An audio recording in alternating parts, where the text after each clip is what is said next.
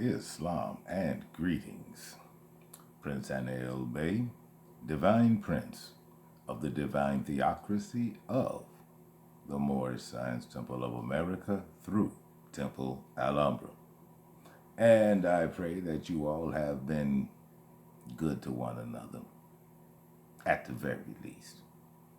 Actually, I have high hopes of you. Again, I already told you what hope stands for. Yeah, I have to confess, I'm one of them. I got hope too. And hopefully I'll see you on the 15th. This is a rest of the session. The last video, I gave you all the time and place. I will go a little beyond that right now. Where inclement weather, you all will have to excuse Mr. Raxa. He's throwing a fit because I told him no.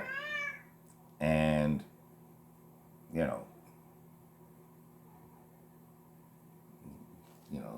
so what are you going to do? Where inclement weather is concerned, I mean, if it's just a little snow like the flurries we've been getting, of course, you can go out there. I mean, if we get like 1966 kind of snow, then nobody would be able to go anywhere. So where the inclement weather is concerned, it's not a question of use your discretion. Unless the weather is so unbearably inclement, that is the only way that we will not meet at 1 o'clock on Saturday, the 15th. And let's see, what else did I discuss in that last video? I remember bringing up France. Yes, the French flag, the ship's colors violation that the United States engaged in. Yes, the French.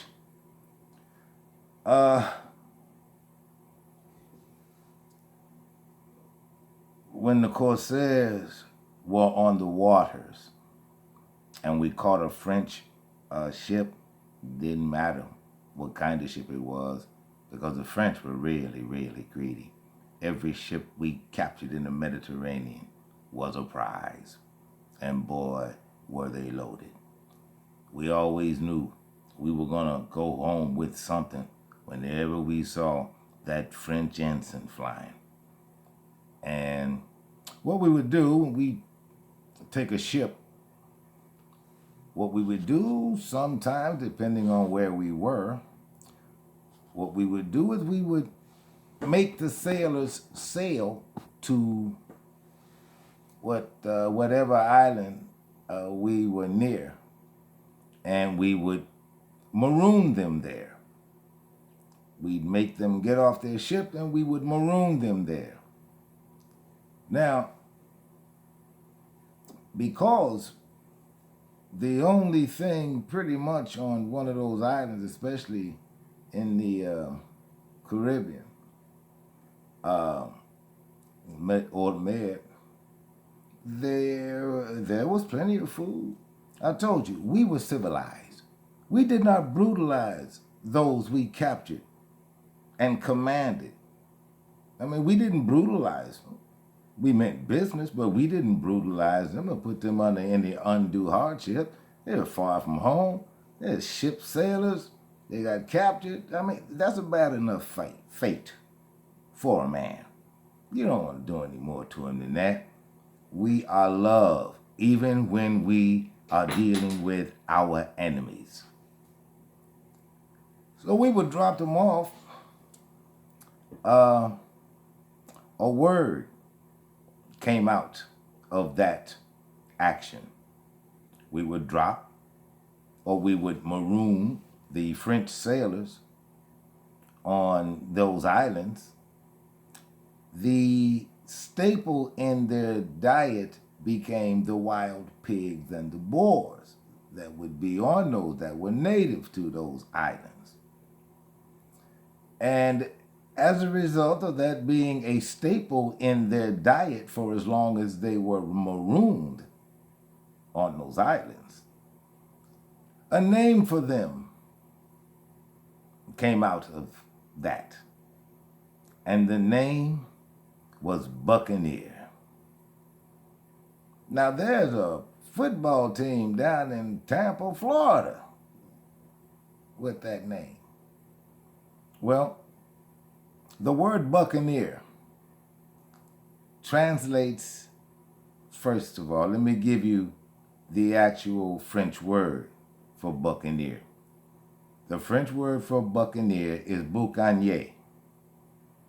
And Buccaneer translates into Buccaneer. And the reason they became Buccaneers was because when they got rescued and they asked how they survived for so long, well, they ate a lot of bacon. And that they became Baconeers, Buccaneers, Buccaneers. That is how they became that. That's a French word. It came from the French. And that is how the French became Buccaneers. They were the only Buccaneers on the sea for a minute. And then, once we found, enough islands, well, those other contractors who tried to chase us down in those waters, that was our backyard. Those waters were our backyard. But at any rate, that is how the term Buccaneer came to be. It was the French sailors who got marooned on islands and ate the wild pigs. And they became known as Buccaneers, Buccaneers. And the actual awakening action will take place at 219 South Dearborn Street in Chicago in front of the Federal Building. Now, just so that you all understand,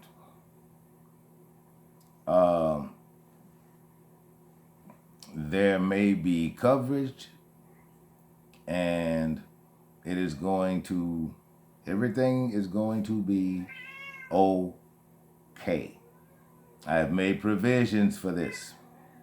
We are not just walking down there as a stark surprise to disrupt anything. That is not what we are there to do. We are there to awaken people, not disrupt their lives. Their lives are disrupted enough as they are. They don't need us to disrupt their lives anymore. We are simply coming to make a statement and to wake them up to the fact that they are living a life that was planned out for them. They are not living a constitutional life at all. And that is absolutely against the law, considering the law is the Constitution for the United States, not the Constitution of the United States.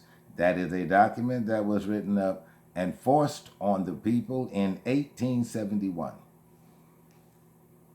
So it's not only 100 years or so behind, but it's just a nothing piece of paper. It holds none of your rights in there. What it does have in there is what you are allowed to do. That is not the Constitution. That is not the Constitution. And for those of you who are followers of Dr. Martin Luther King Jr., when you show up and you bring your so-called white friends, you bring this with you. Those followers of Dr. King.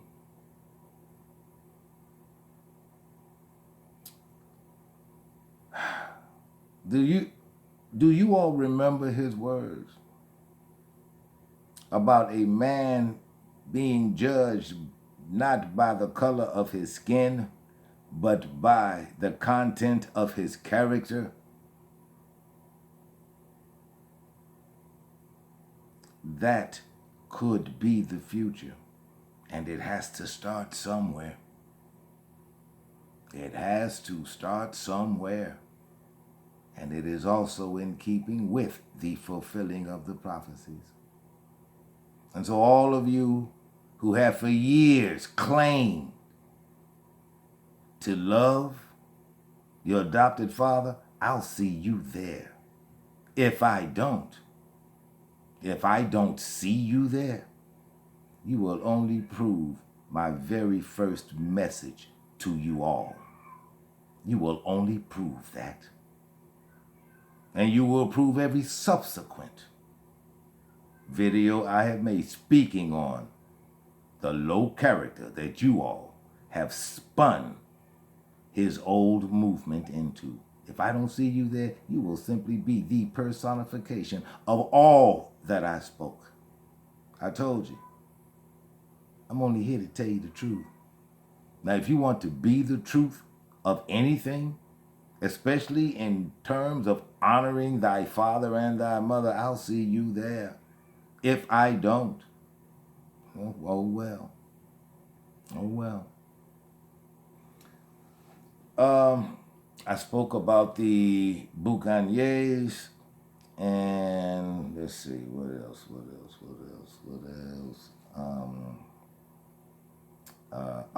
Yes. I remember saying to you all on more than a few occasions that the United States is at war with America. This means you. The United States is at war with you. Now, this is homework for those of you who can't multitask. This is homework for you. What I want you to do is get an image, pardon me, of the flag of Washington, D.C. That's the first thing I want you to do. Pull up an image of the flag of the District of Columbia. Now you remember, I taught you all earlier, flags have a language. Everything on earth has a language. Everything. And flags are no different. Flags have a, language. Now, I'm going to give you the language that is in the flag of the District of Columbia. What you are going to see are two little short blue lines. That's what you're going to see. The plate is going to be red, white, and blue, the color of our who? Enemies. And it's going to say on the plate, taxation with no representation. They're telling you who they are and why they're here. They're telling you that. Now, that reading from left to right, because English is the only language in the world that's written and read from left to right. So reading from right to left, the correct way to read language, if your language doesn't speak to you, horizontally. Where was I? Oh, yes. The language of flags. The first star, the first red star, reading from right to left. The first red star represents the Church of Rome. And it is saying control of the masses through religion. The second red star, it is saying control of the masses through money. that would be the British Crown, which sits inside the city of London in England. That's the British Crown. When you hear the word crown, they ain't talking about the Queen and her royal headdress. That is not the crown. Not at all. That is who lawyers work for. All of them. They're subjects of the crown, not the Queen. They're subjects of the crown. And so the second red star signifies control of the masses through money. The third red star, the one on the left, that is saying control of the masses through military might. The reason that the USMC lied and killed and, did whatever it did to get here, it did that at the behest of the church. It was supposed to be a sleeper, cell, and it was effective.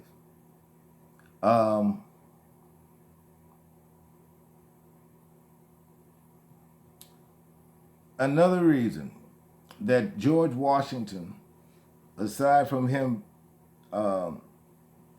being a world-class Morisco, that is another reason George Washington was elected president. Now, I'm going to ask you Americans something. How many other democratic nations do you know that are headed by army generals?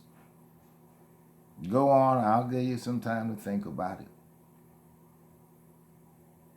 How much more time you need? Well, you want to go to next year? Okay, well, we can't wait till next year. The answer is none.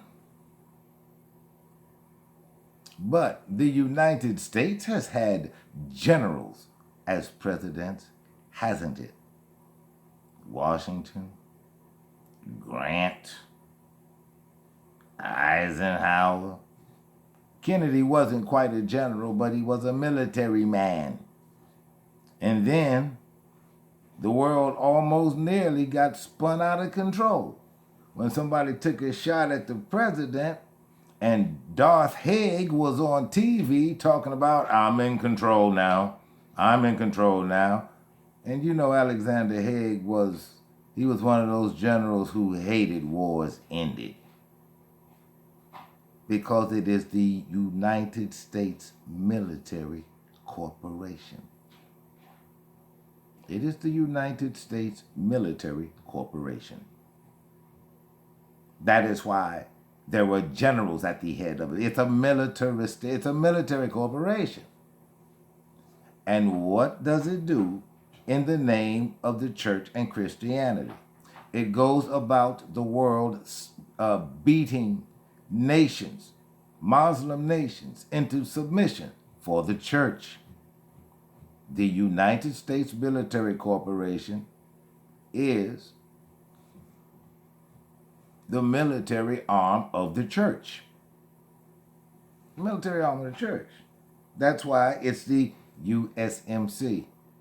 It ain't no United States Marine Corps. It's United States Military Corporation. And all those OD green dress uniforms. Ask a Marine why his, and I'm not talking about his dress blues, but his dress uniform. Ask them why their uniforms are OD green. Ask a Marine or a former Marine. As a matter of fact, my little brother was a Marine during the Vietnam era. I'm going to ask him if he knows why his dress uniform was OD green.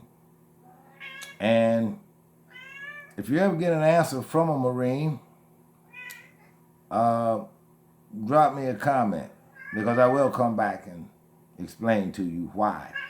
their uniforms are OD green. And why they got away from the reverse colors of the British redcoats. Because the USMC, when George Washington founded them in 1775, they wore red, white, and blue. And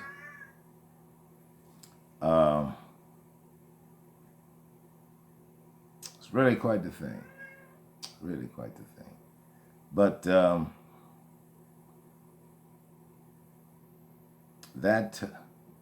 that was what I wanted to bring up to you. Let's see. What else was that? What else was that? What else was that? Nothing. Nothing. That is it.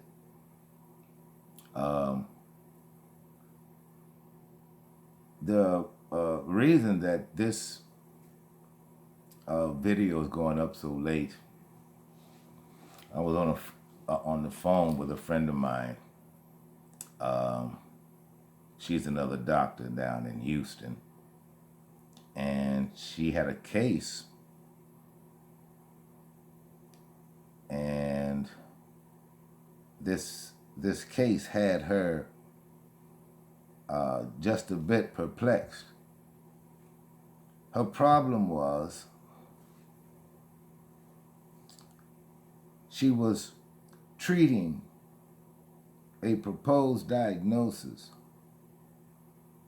the recommended way, only to learn almost too late that that is not what her patient had.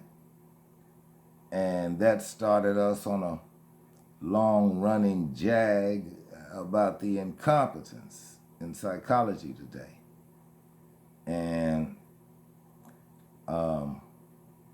I told her that's why I got out, and I just consult now, because that is the only way to preserve the dignity of the profession, is by consulting. Because this nonsense out here is horrible, and it's helping nobody. It's helping nobody. Her patient, we did a 3-way, and as I listened to him, I learned that he was a Vietnam vet, and I understand how he was misdiagnosed. He was misdiagnosed because whatever quack psychologist he went to at first, he didn't know what he was doing, because he completely misdiagnosed the man. You see, that DSM-4, DSM-5, those are just books full of crap. It's nonsense. And there are a bunch of lies in there, and just things that are not true. They should throw the DSM-4 and DSM-5 on the fire. But the guy, the poor guy was misdiagnosed. And I understand how important it is for a Vietnam era combat vet to reintegrate. I was fortunate.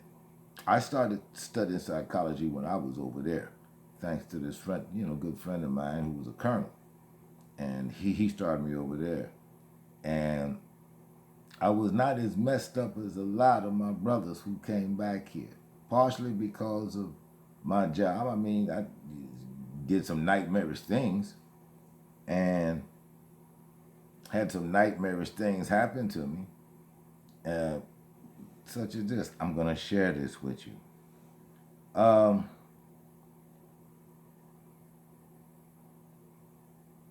go in a tunnel over there, you had to be a certain height. Generally short guys. Generally, it's always the short guys.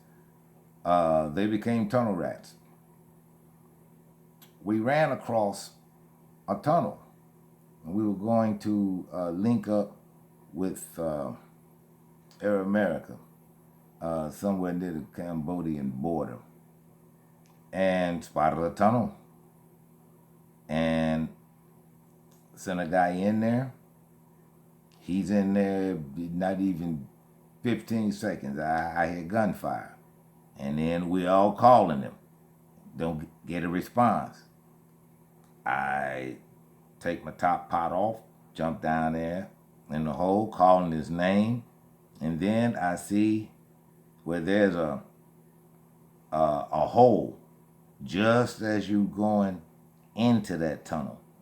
And I popped my head up, and it felt like somebody hit me in the head with a brick.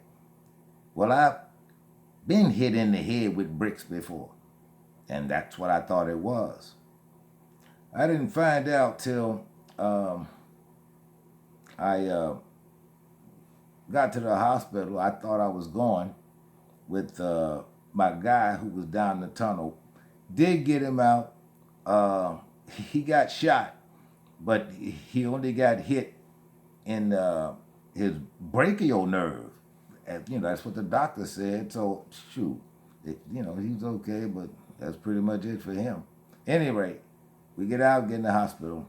I didn't find out what was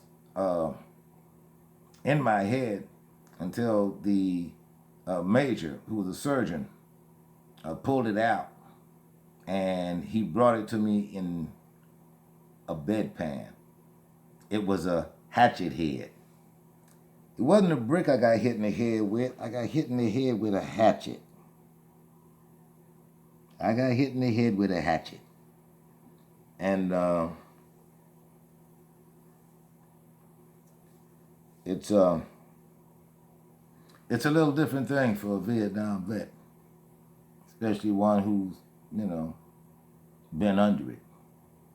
One who's been in it. It's real difficult.